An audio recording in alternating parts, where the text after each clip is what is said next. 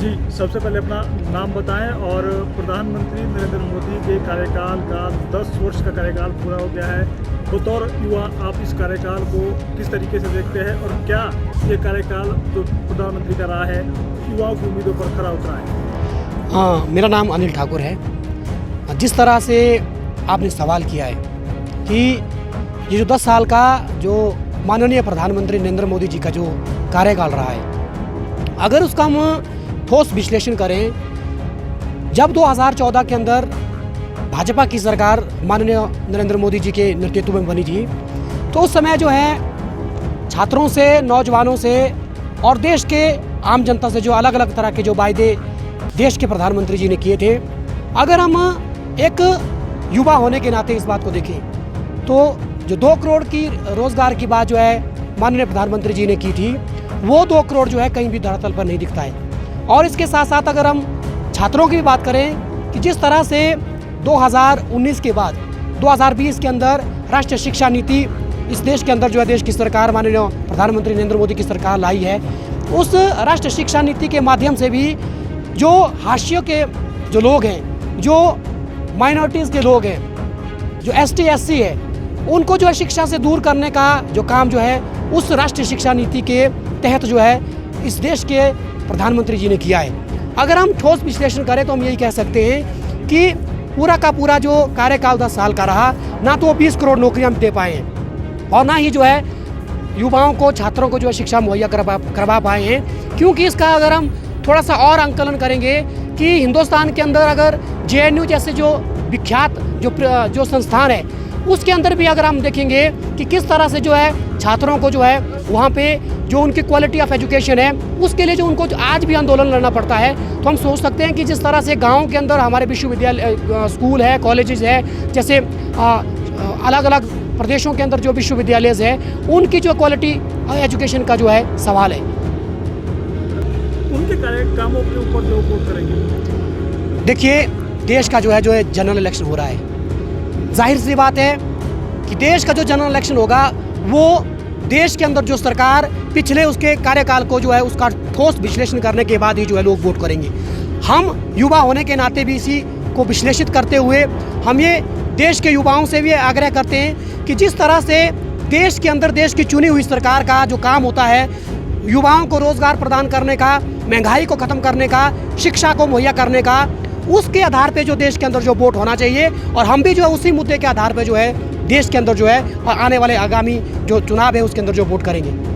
मेरा नाम पवन है, मैं बेसिकली डिस्ट्रिक्ट मंडी का रहने वाला हूँ, वैसे शिमला में ही रहता हूँ। प्रधानमंत्री नरेंद्र मोदी के कार्यकाल 2 कार्यकाल पूरे हो गए हैं। 10 सालों का ये लंबा अंतराल किस तरीके से बतौर युवा देखते हैं आप? देखो, 1 दशक का ये जो कार्यकाल इस सरकार का रहा है, ये मुझे लगता है कुछ पैरामीटर पे तो ये मानना पड़ेगा कि कहीं कुछ चीज़ें हुई है, क्योंकि कोई भी सरकार देश में होती है वो सरकार, क्योंकि विकास एक निरंतर चलने वाली प्रक्रिया भी है। लेकिन यदि हम ओवरऑल पर्सपेक्टिव में देखें, 1 दशक का जो कार्यकाल इस सरकार का रहा है बड़ा ही निराशाजनक रहा है। ख़ास तौर पे जो आपका अनएम्प्लॉयमेंट रेट है 1 दशक में सबसे ज़्यादा बढ़ा है। और जो इनक्वालिटी इंडेक्स में हम देखेंगे, इनक्वालिटी इंडेक्स के पैरामीट्रिक देखेंगे तो दुनिया में 1%, मतलब हिंदुस्तान में 1% आबादी के पास इस देश की 40% GDP है और 99% जो आबादी है लेस देन 60% सर्वाइव कर रही है। इनक्वालिटी के पैरामीटर पे, डेमोक्रेसी के पैरामीटर पे, ग्लोबल हंगर इंडेक्स पे पैरामीटर में, हर पैरामीटर पे सरकार जो है मतलब खरी नहीं उतर पाई है। स्लोगन तो अच्छे दिन के थे, अच्छे दिन तो नहीं आए, लेकिन जो अच्छे दिन कुछ बहुत थे वो भी बदतर के बदतर हो गए। आज बेरोजगारी, डिस्ट्रेस, आपको यदि याद होगा 2022 और 21 का जो आंकड़ा है, 3 लाख लोगों ने आत्महत्याएं की हैं, जिसमें मार्जिनल लेबर, किसान, अनएम्प्लॉयमेंट यूथ सबसे ज़्यादा इस देश में। अब ये उस तरह से, हालांकि जिसको हम डेवलपमेंट की बात करते हैं, इंक्लूसिव ग्रोथ होनी चाहिए, हर सेक्शन को ट्रस्ट होना चाहिए गवर्नेंस के ऊपर। आप बोलते हैं मिनिमम गवर्नेंस मैक्सिमम, वो तो नहीं हुआ उस सारा कुछ।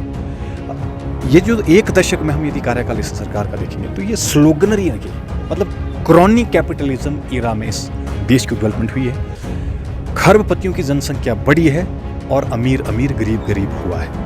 तो एक बार सबसे पहले चेहरा बढ़ानी होता है, नीति बड़ी होती है। देश के लोगों को, प्रदेश के लोगों को जिस parliamentary constituency, Shimla parliamentary constituency है, तो शिमला पार्लियामेंट्री कंस्टिट्यूंसी का जो एमपी होगा किसी भी पॉलिटिकल पार्टी का, उसके एजेंडे पब्लिक के लिए क्या है? आप यदि देखेंगे जो यहाँ 4 एमपी किस लोकसभा की जो हमारी सीटें हैं, कितना वो लोकसभा हमारे मुद्दे उठा पाए, कितना पैसा सेंटर से स्टेट के लिए ला पाए।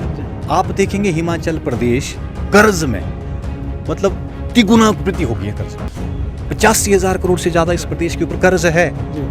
जब धूमल साहब थे तो 24,000 था, उसके बाद 56,000 हुआ, फिर 75,000 करोड़ हुआ, आज 87,000 के करीब हो चुका है, 85,000 के करीब कर्ज है। तो इस प्रदेश का युवा, इस प्रदेश का मतदाता यदि जागरूक होकर एक इस डेमोक्रेसी की मतलब सबसे बड़े पर्व को यदि एजेंडे के आधार पे, इश्यूज के आधार पे, नीति के आधार पे, नेता को देखें नीति के आधार पे, विकल्प क्या है प्रदेश? नीतियाँ है, और नीतियाँ जिस भी पॉलिटिकल पार्टी की यूथ की फेवर में, मतलब जिसका इलेक्शन मैनिफेस्टो जितना बेस्ट यूथ के लिए, मतलब बेरोजगारों के लिए, महिलाओं के लिए, मतलब इंक्लूसिव हर सेक्शन के लिए, वो किसी भी तरह का जो सेक्टर है उसको प्रमोट करने का, मतलब इंक्लूसिव, क्योंकि डेमोक्रेसी को बचाने का दौर भी है। बड़ा महंगा इलेक्शन हो रहा है। आप देखेंगे कि जो दल बदलू अपॉर्चुनिज्म हुआ है राजनीति में, विचारधारा की लड़ाई खत्म हुई है इस देश में पिछले 1 दशक में, और इलेक्शन इतना एक्सपेंसिव हो गया है कि मतलब इलेक्शन ही यार ये चल रहा है।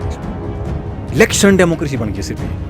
अब देखो इसमें तो दोनों ही पार्टियां का चित्र होना चाहिए, वो चाहे कांग्रेस पार्टी है चाहे भारतीय जनता पार्टी। लोगों ने तो कांग्रेस पार्टी को मैंडेट दिया था, ठीक है ना जी, तो कांग्रेस पार्टी के लोगों को अपने लोग बचाने थे, नहीं बचा पाए। भाजपा तो आज सबसे बड़ी वॉशिंग मशीन है, उसके पास तो बड़े से बड़े करप्ट लोग भी हो तो वहाँ भाजपा में जो है बिल्कुल धुल जाते हैं। लेकिन मैं किसी पॉलिटिकल पर्टिकुलर्स की बात नहीं कर रहा हूँ, लेकिन कोई भी मतलब वो चाहे कांग्रेस है चाहे भाजपा है, दोनों ही एक ही पैरामीटर, दोनों का सेम ही एजेंडा है। भाजपा और तेजी गति से इस एजेंडे को इम्प्लीमेंट करेगी, लकी कल्चर ही कांग्रेस ने बना किया था। लेकिन हिमाचल प्रदेश में ऐसा नहीं होता था, मतलब इस तरह का नहीं होता था कि इलेक्टेड सरकार को गिराने की जो कोशिश, मतलब पता नहीं चल रहा कि कैसे क्या हो रहा है। तो ये तो प्रदेश के लोगों के साथ खिलवाड़ है। डेमोक्रेसी मतलब जो इलेक्टेड जो सरकार है, जो जिस लोगों ने जिन लोगों को मैंडेट दिया है सरकार गवर्नेंस के लिए, ये तो उसके साथ फ्रैक्चर तो उस तरह से मतलब जताती है एक तरह से, जो कि गलत है।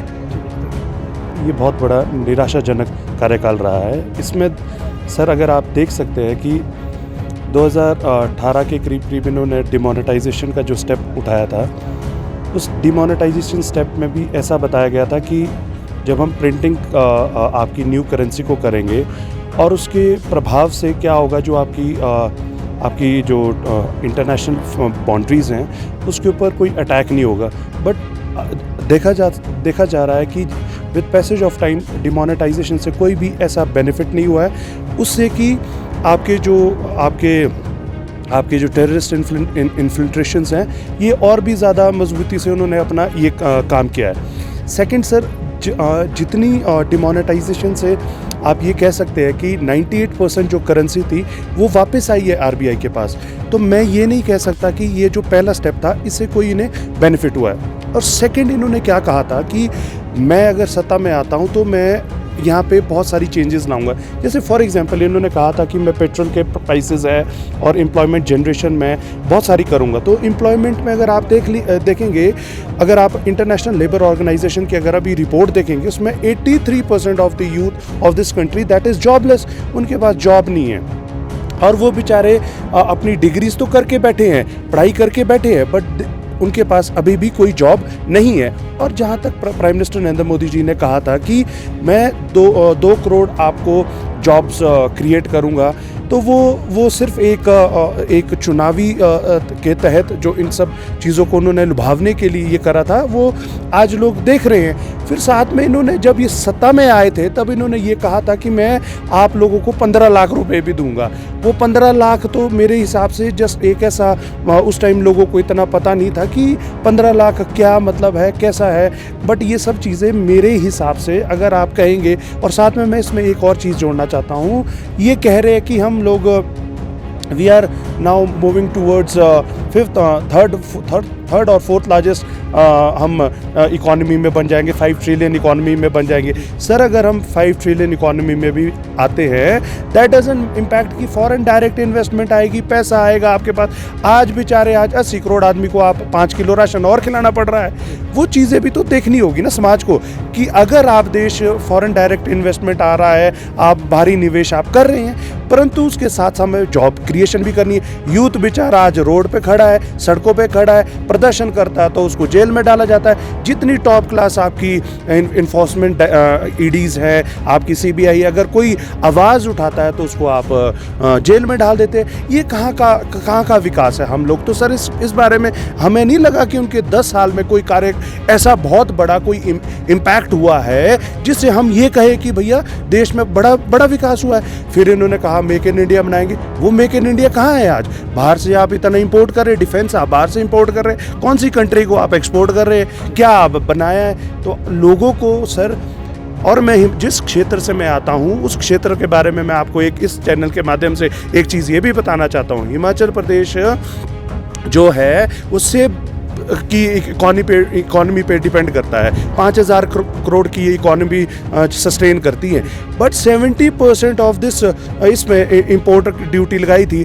अभी वर्ल्ड ट्रेड ऑर्गेनाइजेशन के साथ इनकी बाइडेन के साथ इनकी बैठक हुई थी, उसमें सीधा बोला गया कि आप 20% 30% इसको कम करो।